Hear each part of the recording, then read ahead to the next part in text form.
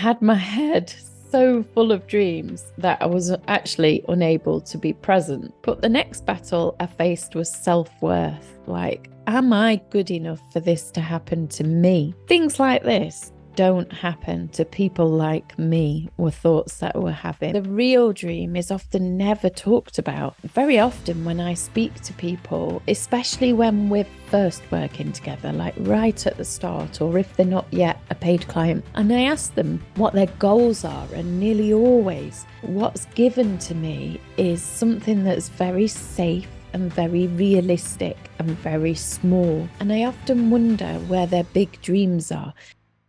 Hi, I'm Beki Eakins, business mindset and lifestyle coach for occupational therapists. I focus on creating a freedom-based online business, helping OTs to package up their skills in unique and exciting offers that feel so good that they sell with ease in the online space. Since leaving the profession of OT, I have now worked with hundreds of clients online, helping them to create a life they feel inspired by. In this podcast, I will talk about the lifestyle goals, mindset, and strategy you need to create your own life of freedom. Today, we're talking all about dreams. One of my friends once said to me, all you want to do is talk about dreams. I used to be obsessed with talking about dreams. I realized at that stage that I was always living in the future. I had my head so full of dreams that I was actually unable to be present. So there was a bit of a problem with it. And it took a bit of extra work and daily gratitude and mindfulness just to help me tap into the present and really just enjoy being. It was something that I became very aware of at one stage, that I was just constantly living in the future. But I think one of the reasons that I've got a head full of dreams is probably down to my human design anyway, because I'm a manifester. But it also means that I'm likely to be a trendsetter or a person who pushes boundaries to create a new level of something better. I've just got this kind of natural inbuilt pull to action, and I'm just very in sync with that. So as a result, I've often said that I always get what I want, because I do. Ultimately, the things in my dreams just keep coming true one by one. And because of that, I do like to have nice dreams, because I know there's a super high chance that these dreams will come true. Maybe not immediately and maybe not exactly as I expected, but it's incredible how it happens. So with myself, if I break it down, what happens is I start with a grumbling. So something needs to be changed. I start to feel that discomfort. Bad things keep happening. Maybe it's things at work. Maybe it's like home life falling apart. And then I start to open my eyes to, actually, is this thing working for me? Could there be a better way? And that's the contrast. That is when we kind of open our eyes up and look for the contrast. So sometimes when bad things are happening, I realize it's there to actually motivate me now. I can see that. I'm currently in a stage where I've lost my Instagram and my Facebook all in one fell swoop, just one week of losing 2/3 of my business. And it makes me giggle, because I know that when really bad things keep happening, it's because there is going to be contrast to be found. I'm going to be finding better ways. And one of those better ways might well be a podcast, but also it's going to be there. The bad things are happening to give me this surge of energy, because when we create change, we do actually need to have some energy to move towards it. If I'm not motivated enough, then I won't have the energy surge to be able to create change. So sometimes I can see bad things that are happening and be able just to put it in that light, which makes it feel a lot easier to go through. So it might mean that I spend hours researching on stuff, when the contrast is happening. So the first time I first heard about world schooling, that's a really good example of this. And the first time I heard it, I was like, no way, people get to travel the world as part of their kids' education. Like, how does that even work? I just remember it sounded so exciting. I spent a good year researching this nonstop, how it works for the kids, how they learn, how they socialize, how they make money, how we make money, sorry, how you meet communities of other world scholars. Really, there's a whole opportunity of enrichment in social opportunities that you don't really know about until you start looking into it. Communities and just lots of fun things. And I just absorbed myself in it.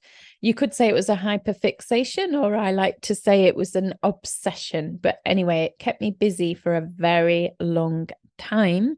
As part of it, actually, I booked a 4-week trip around Thailand, backpacking with the kids, in order to meet some world scholars and really immerse myself and understand this thing more. So I'd got the contrast, I'd got the unhappy work situation. I was feeling like I needed change. My daughter was unhappy at school, so I knew I think I'd already pulled her out of school at this stage. And I just wanted to explore what other options there were. And I only did that because I didn't like my current situation. It was actually just at the moment when I'd lost my OT job that I loved the most, which was the one on the ambulance. And the ambulance service actually pulled their part of it, and they didn't want to take part in it anymore. So despite it being a very good service, and we were really actually doing well with the commissioners, it just got stopped, and it got stopped very suddenly. And it caused actual heartbreak because all of us on the team loved the job so much. We were so close. We were just one happy family. At that stage of my life, I'd loved that job so much. I actually said to my partner, I says, please, can I be the one that works full time and you be the one that works part time? Because I just loved the job so much. And then it just got pulled from under me in a very short space of time. So I was suddenly in this period of wanting to create change and seeing the contrast. So all of that works well, but then we've got this idea. So I'd got this idea of the world schooling, and then I realized that it's possible for some people. But the next battle I faced was self-worth. Like, am I good enough for this to happen to me? Things like this don't happen to people like me, were thoughts that we're having. Maybe I needed to be more intelligent. Maybe they were born into money, or maybe they were just better people, like they were more organized, or maybe they were just deserving of it for other reasons. And this is very common to get stuck at this stage because self-worth or lack of self-worth is a killer of dreams. People take action from their thoughts. So these small thoughts we have deep inside that we're not good enough really affect the action that we take. Maybe we pause or hesitate or take a different path. And then the action affects our results because we're getting a lack of results because we've deviated, we've not taken the right path. And then it's like a mirror reflecting back at how bad we thought we were. And it just keeps going round like that. So, and it all starts with the self-worth, that lack of belief in yourself. So many clients I've coached just seem to get stuck at this stage as well. The real dream is often never talked about. Very often when I speak to people, especially when we're first working together, like right at the start, or if they're not yet a paid client, and I ask them what their goals are, and nearly always what's given to me is something that's very safe and very realistic and very small. And I often wonder where their big dreams are, because a lot of the time people don't even have the self-worth to even give their dreams any energy. They're not breathing any energy into those dreams at all by talking about them, by believing in them, by thinking they're worth, pursuing them. And I very often see that people just share to me these very insignificant, small goals that they think they want to work on. I recorded a mindset meditation, one that you can do overnight. Very powerful in terms of helping you create the confidence, the self-belief, and deal with any money mindset issues. I use these kind of overnight meditations all the time. I found them incredibly powerful. So I've created a very special one, and I'm giving it for free to all of my podcast listeners. You can download it on the show notes. One of the biggest life-changing pieces of work I've carried out really on my own life repeatedly, but also with clients, is shadow work. And it was Carl Jung who reported that the shadow is 90% pure gold. And I've often reflected on this. This is all like the repressed and suppressed materials over our lifetime that we hide from ourselves. And our conditioning as we really grow up affects the way we perceive things. So maybe we're told that, parts of us are not good enough and that we should hide them. That's a very common parenting technique, but it also happens everywhere, at university, at school, with siblings, with friendship groups. It happens everywhere. We're just socialized and conditioned into thinking that some of our traits are not good enough. Some of our traits need hiding. So we look at our own traits and we see them as negative, and then we start to carry guilt and shame around us, which over time can just feel like this heavy weight that we're dragging around. And it's often very well-meaning family and friends. So I see this a lot in occupational therapy. So it happens in practice placement, which is field work, I believe, in other parts of the world, where we go out as a student anyway, and we are working as an occupational therapist, but we are still at that stage of being judged. And it's that judgment. It can be so harsh, and it can include so many interpersonal things that it can just be so negative. So the judging can affect the way you write, the way you speak, the way you approach problem solving, the way you work, the way you think, the way you speak to people. It's really done a lot of damage. As I've been coaching for a few years, one of the common themes that come up with people are things that happen during this period of life, where they were made to feel shame for how they were or who they were as they were first practicing as an occupational therapist. Now, it's a difficult one, this one, because it helps us to be socialized into systems. So we are professional, and so that we fit into these neat little boxes that are needed for the workplace. So I do see the need for employers to want this to happen. But also, as a coach, I just see the damage that can be done.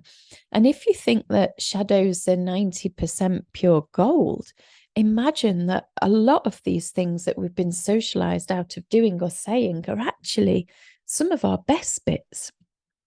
They're what make us unique. They're our natural gifts and talents and personality. And yet we've been dulled down to fit into a system. The system might even be your family. I know when my ex-husband, when he had the heart attack, he was so easily stressed at that time with any loud noises, any loud bangs. And I very much had to train the children to be very quiet around the home. Whereas now I sometimes think, oh, I wish we didn't do that, because I'd like them to project their voices or feel free to make lots more noise. And yet they've just kind of kept that quietness. So sometimes, the system is your family. It's the needs of the family at a certain time. But it's small things like this that are seemingly harmless at the time, and they're not meant in a bad way. On many occasions, they're not meant in a bad way. But these small events just shape the way we feel about ourselves. And they can chip away at our sense of self and cause us to lose identity. Lack of self-worth can develop over time. And very often people just have like a slight thought about a desire or dream that they've got, but then they immediately shut down that thought because they don't think it's for them. So in creating change, most people get stuck at this first stage. So if we look at shadow work, this is the first pillar, because to be able to create change, you've got to believe that we are worth our desires turning into reality, that we as a person who deserves this and can make it happen. Without this self-belief, we won't even say our dreams out loud. And it's sad. Other people also like to put us back in our box. So even if you get to the stage where you start saying your dreams out loud, my guess is that other people will try and put you back in your box. So I can remember years ago, I used to say, I just want to live every day like it's a holiday. That was my dream. That's really what I wanted. And people laughed at me. They scoffed or generally reported that it was impossible. I can remember one man saying to me, "Oh, wouldn't we all like that? Just a shame it's impossible." And I think I was just quite pig-headed because I just kept pushing through when others were laughing at me. And do you know why? I believe it's because my contrast was so bad, because I was so unhappy. That gave me the energy to push through this stage. And that's why I'm grateful now when I look back and think how much that I was broken, because I think, well, that gave me that persistent energy to keep pushing through, even when people were laughing in my face. It is a basic need for growth, a human need for growth. So most of us will find that we want to achieve more and more. It's the thing that keeps us alive as humans. It helps us keep striving for change, and it gives us energy to create new technology and innovation. That's why it's a basic human need. So it's common just to want to see growth within our own life. But sometimes our brains are so frazzled with stress, or we're maybe in a time where we just feel content, or we want change, but we cannot face the bigness of it. There's so many reasons that just keep us playing small. And often signs that we're stuck in this first pillar in shadow work can be maybe that we fear rejection, or we're seeking validation from others constantly. We might be unsure of our purpose in life and have low self-worth. In business, we see this when people are not charging their worth. So they're charging cheap rates, or they're having multiple or constant sales and they're struggling to make sales. So it's really telling. And this is why it ties in with business. So I just love to encourage you today to really think about what it is you desire, and not to play small either. What is it that you really want for yourself? And just think in terms of your lifestyle. How do you want to spend your days? How many hours do you want to work? And if you could design your day so you were literally doing your favorite things all day, what would it be that you're doing? I remember years ago, I just assumed that if I had a free life, I would be drinking wine from 7 o'clock in the morning and just eating chocolate all day. I just thought that would be what I would do. And I think I held myself back for years with these false assumptions. And maybe actually they were true at one stage of my life. Maybe I would have done that. But actually, the first year that I became completely free, no job, and just working the business and traveling, What happened was we was traveling for 3 months at a time to back-to-back festivals with the kids. They have a lot of home education festivals, and we used to go to one after the other. And very quickly, I realized that I was going to be teetotal, just because I didn't want to drop the festivals and the lifestyle, but I did realize actually I wanted to be healthy. And so I dropped the drinking, and I've been teetotal. I think it must be well over 2 years, if not 3 years, coming up to 3 years ever since.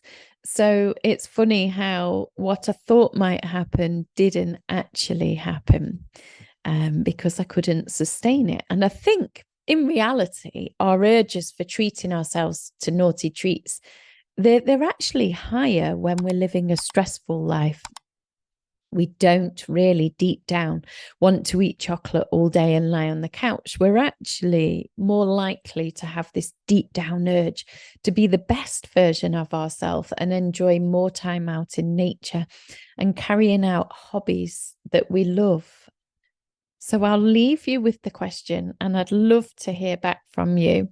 What is it that you really want to achieve in life? If you are an OT with 3 to 10 hours per week spare, then the OT Yourself to Freedom membership is best for you. It will teach you how to create a business, an online freedom style business, but in an affordable way. And this is best for those of you who haven't got the time to really go for it. If you have the time to go for it and you want to achieve bigger results in a short space of time, what you're looking for is the OT Freedom Collective. This is for OTs who've got 10 hours a week or more and you're just really keen to get big results. That's where you're going to be closely supported by our team for a 6-month period. It will be intensive. You'll learn everything you need to create this freedom style business. And the biggest word that people say about it is that it's life-changing.